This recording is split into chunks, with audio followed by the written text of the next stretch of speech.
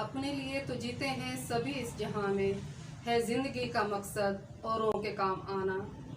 इस शेर की अमली तफसीर पेश करते हुए पाकिस्तानी कौम जिस जज्बा एसार के तहत काम कर रही है, अल्लाह करे ये जज्बा सलामत रहे, क्योंकि सैलाब का पानी उतर जाएगा तो सैलाब ज़दगान की आबादकारी के लिए भी ऐसे ही जज्बे की ज़रूरत है हमें।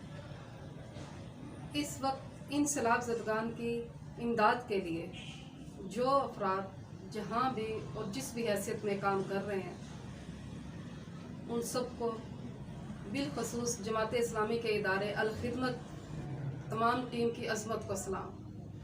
सूफा वेलफेयर सोसाइटी की टीम आप सबकी शुक्रगुजार है कि आपकी तरफ से सैलाब ज़दगान की मदद के लिए,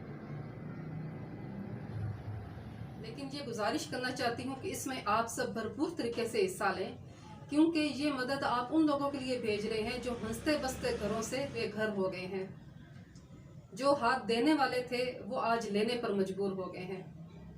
तो हमें खुले दिल से इनकी मदद करनी चाहिए ताकि वो अच्छे तरीके से अपनी ज़िंदगी का सिलसिला दोबारा शुरू कर सकें और अपनी ज़िंदगी गुजार सकें। उनकी इज़्ज़त नफ्स भी मजरूह ना हो और उन्हें किसी किस्म की कमी भी महसूस ना हो।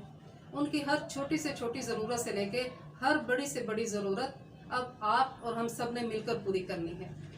ये बात हम सबको याद रखना चाहिए कि अगर किसी एक फर्द, ग्रोह या इलाके पर आजमाइश आती है तो वो आजमाइश सिर्फ उन पर नहीं होती, बल्कि वो आजमाइश हमारे लिए भी होती है, क्योंकि ये आजमाइश दूसरे अफराद और दूसरे इलाके के लोगों की भी होती है कि इस आजमाइश के मौका पर हम उनकी कैसी मदद कर रहे हैं और इस आजमाइश के दौर में उनके साथ हमारा रवैया और सलूक कैसा है।